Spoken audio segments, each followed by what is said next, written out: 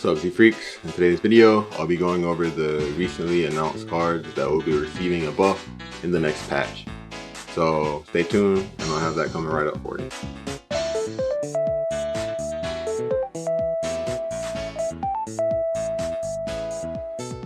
So today we'll be looking at the cards that the Zenonzard team announced will be receiving buffs.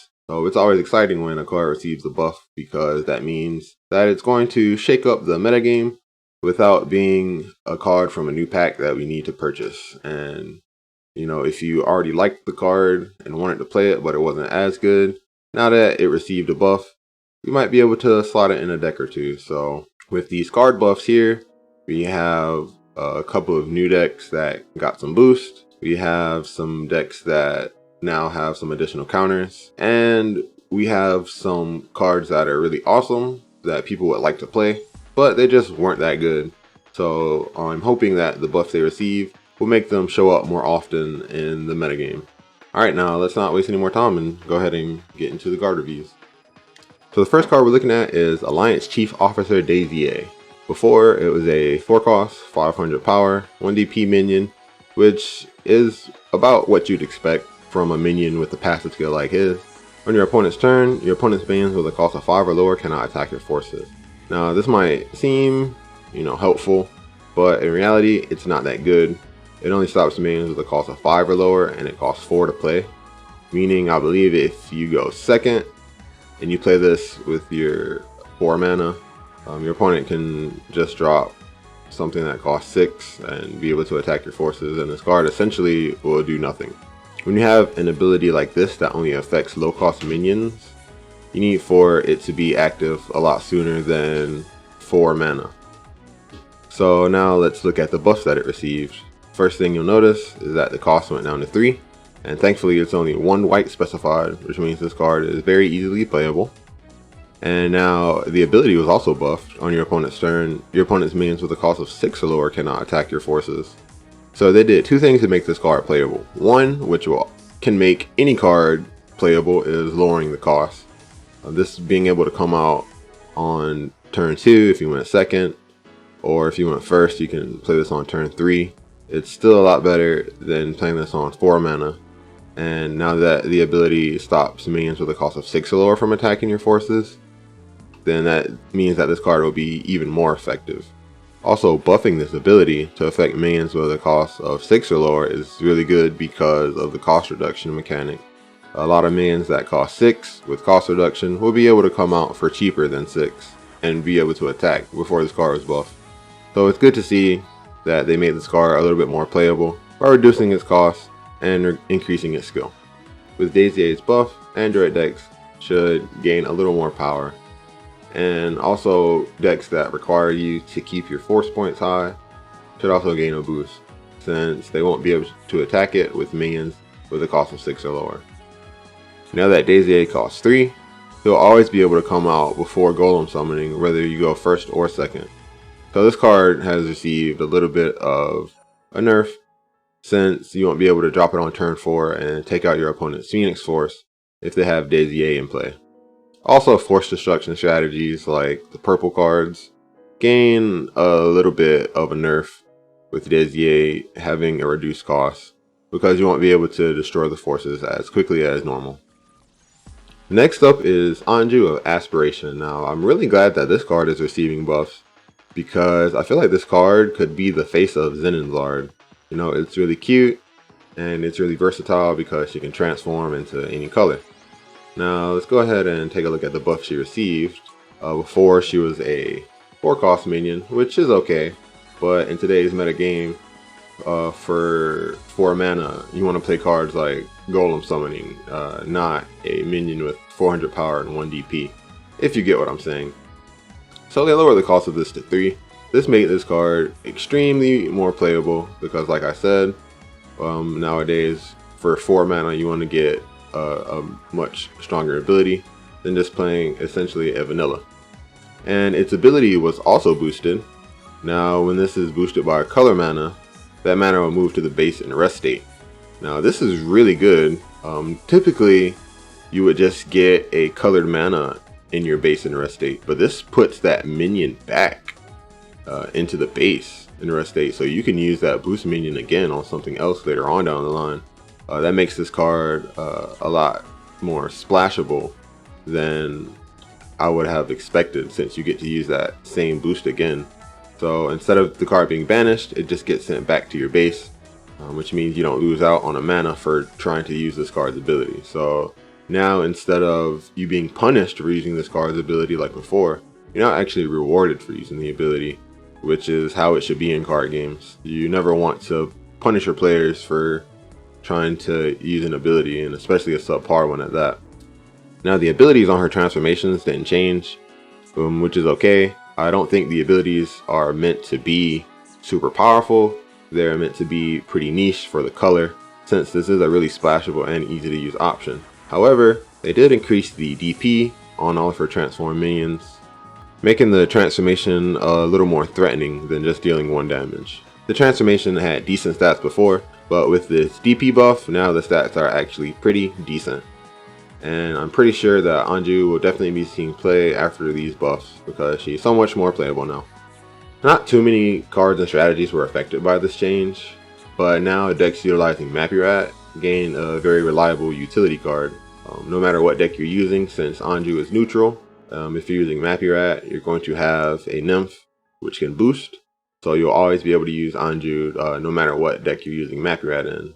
So that's really good there. And cards that require a demigod have a better early game option than Pandoria. Now, Pandoria is really good. In my opinion, she's still one of the best cards in the game.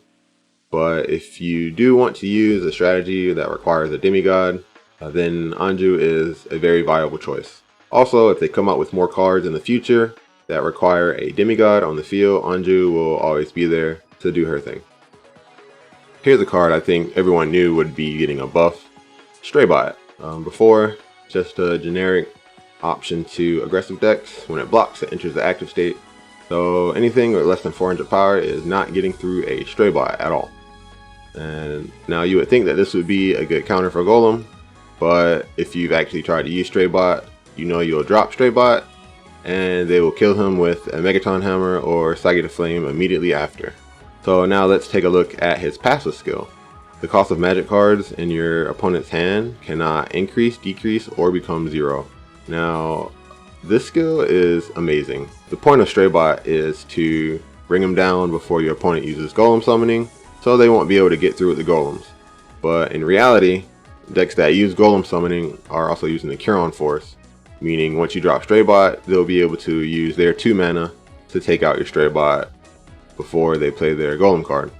Now, when Straybot did inevitably receive a buff, I had an idea or a feeling that it would just straight up not be targeted by your opponent's magic, and I thought that that would have been a good enough counter to the Golem strategy, but that just offers less interaction.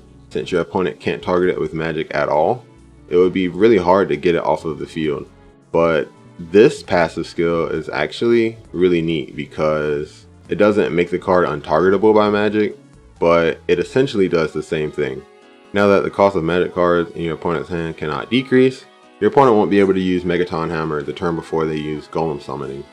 This makes a lot of sense. This brings a lot of interaction into the game, and it just kind of straight up counters the Curon Golem strategy, but it doesn't do much against decks that don't use Curon. So I'm hoping that the Straybot buff will discourage a lot of players from going the Curon Golem route, since Straybot is a super easy to use card, and it just straight up decreases the power of the Curon Force, which, despite Phoenix Cannon existing, is still seeing way too much play. So what cards are affected by this? We all know that there's an upcoming 2-cost minion deck, and now it has a very reliable blocker. Straybot can easily be brought out with Angela, the Concealed Celestial.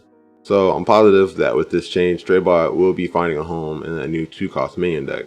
Now, Golem Summoning was obviously affected by this card. Straybot's probably one of the best counters to Golem Summoning, and now that it also counters the Curon Force, Straybot is probably going to be seen in almost every deck, because not only does it stop the Curon Golem Summoning thing, Curon is also used in other decks to a lot of success. and Straybot can stop that from happening even if they aren't using Golem Summoning. You can still prevent them from playing their magic cards for cheaper. So with this buff, I'm pretty sure Straybot's popularity will skyrocket, and Kiron will definitely see a little bit less play, or people will be discouraged from using Kiron in the future. Also, I'm pretty sure that with Straybot being a lot more popular now, these cards are going to see less play because Straybot prevents them from making their magic cost 0. And it's unfortunate that these cards are all legends and they just came out, but that's just the nature of card games. Maybe these cards will receive some more support in the next set to make up for Straybot nerfing these currently. Next we have Memoria the Seer.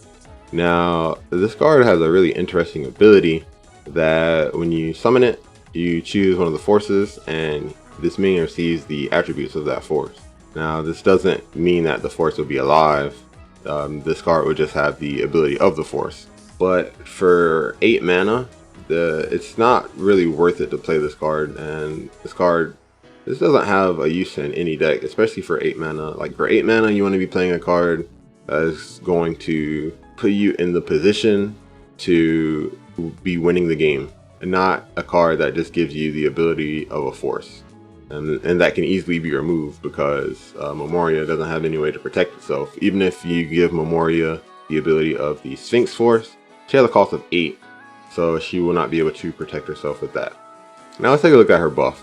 First, they lower her cost to 7, which is always good. The key to making any card that was not playable, playable is by lowering its cost. So they took care of that, and now it has a passive skill that reduces its cost even further.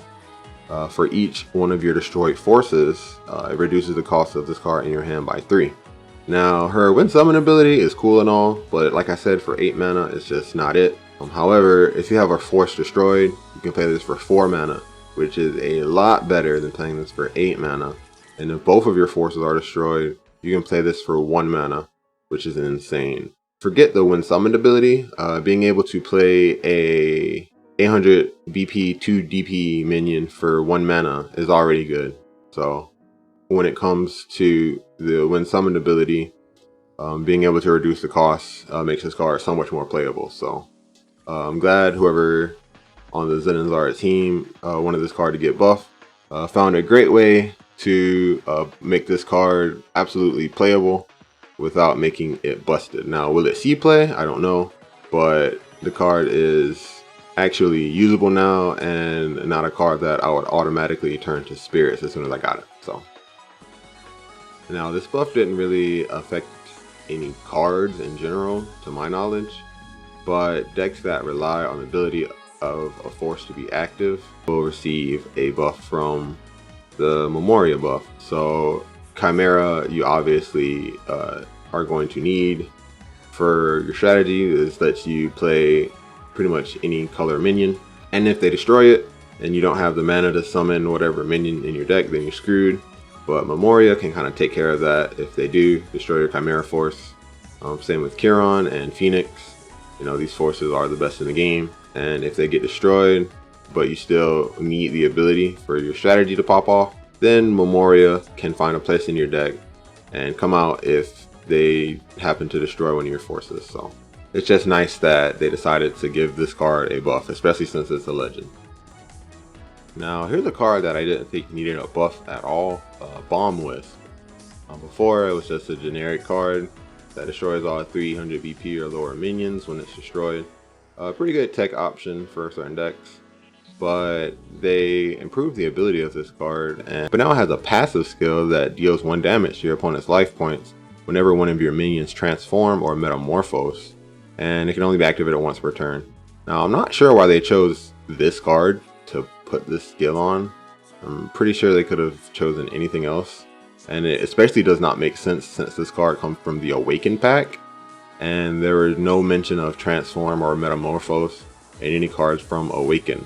And I looked at the flavor text of this card to see if it had anything to do with it receiving a buff, and it didn't. So hopefully one day I'll figure out why they chose Bomb Wisp of all cards to give this to. Yeah, the passive skill it's okay. It's pretty cool. Nothing to really complain about. I guess with this card already being a generic tech against something like golems, giving it that extra passive skill will just pretty much solidify the spot in your deck if you need a card to use against golems and you're using a minion that can transform or metamorphose. I know with Anju receiving a buff, having a card like this is cool. Maybe Anju summoned the Bomb Wisp or something, I don't know. Like I said, I don't know why they chose this card to give this passive skill to, but it's cool that this ability exists in the game now. So what cards are affected? Obviously Anju. If they come out with some kind of weird transform deck in the future, you can use the Bomb Wisp to burn your opponent out, and that's nice and all. And this is also useful for decks using Mappy Rat, because if you have a card that can transform and you have the Bomb Wisp out, then that's 1 damage that is going to your opponent's face. And Orca didn't need any help because he's already broken, in my opinion. Orca is broken. If you have Bomb Wisp out when you transform Orca, that's just even more damage that he can do. So yeah, and obviously Golem Summoning is going to be on the back end of this, since Bomb Wisp is probably going to see even more play now. Once it gets destroyed, it blows up all the golem tokens. So yep, that's that. And lastly, the card I actually thought would never receive a buff. You know, with an effect like this, you would think that they would just print a new card and make us get that card instead of buffing an old one, but once again, I'm not going to complain. The Grand Tiger is pretty much a vanilla card. It's just a 3-cost, 400 power minion with Resurge. It's a part of the cycle of cards from whatever pack this came in. I believe it's Evolve, that have keyword skills from different colors. So, you know, Resurge is a white skill, but it's on this green card. It received a buff and it has a passive skill. Whenever one of your opponent's minions enters the field, that minion loses minus 100 BP for the duration of the turn. It's just a nice little generic skill that will make it worth having the Grand Tiger in play by turn 3. Now last night when I saw these buffs and I saw Grand Tiger, I was like, you know, that's whatever. They're just trying to make this card a little more playable. But now that I woke up this morning and I'm making this video, I also realized that it's just a Golem Summoning nerf. This card costs 3, which means it will come out before your opponent has 4 mana. And whenever your opponent summons a minion, it gets minus 100 BP. So if you have this card out and your opponent plays Golem Summoning, the card essentially does nothing. And like I say here in the text, I can't really think of a way to nerf Golem Summoning without making it unplayable. So they're probably going to continue to release cards that can easily stop this card until players stop using it. Pretty sure that like every card here except Anju and Memoria can help stop Golem Summoning. And if you think about it, Memoria kind of can stop Golem Summoning if you choose to gain the Minotaur effect. So yeah, that's another one. But besides the Golem Summoning nerf, which we all know that these buffs are about, let's take a look at what's getting buffed. So there could become a tribal based deck in the future. It's weird that there is a race called tribal, but you know, it's nothing really tribal about them right now. There are no tribal strategies right now, so I'm hoping in the future with a card like Grand Tiger, since it's tribal right now, it doesn't really give any decks a boost, but maybe in the future we will see a tribal based deck, which is why this specific card received a buff. And another thing is that green now has an easy to use answer against golems. Grand Tiger doesn't really require any other cards to combo with it. You just play it on the field, and anything your opponent summons will get minus 100 power when it enters the field. So yep, that is that. That's all the cards that have received a buff. I want to thank everyone for watching this video. Let me know what you're most excited about. It's probably Anju. The buff I'm most excited about is Straybot. Just because whoever decided to buff it that way really thought about it, and it makes a lot of sense, and it's also a counter to the popular Kiron force. So shout out to the Zenonzard team for taking the time out to look for cards that needed buffs and applying them to appropriate cards. So now we're just going to see where the metagame goes with these buffs, and I will see everybody on the battlefield later.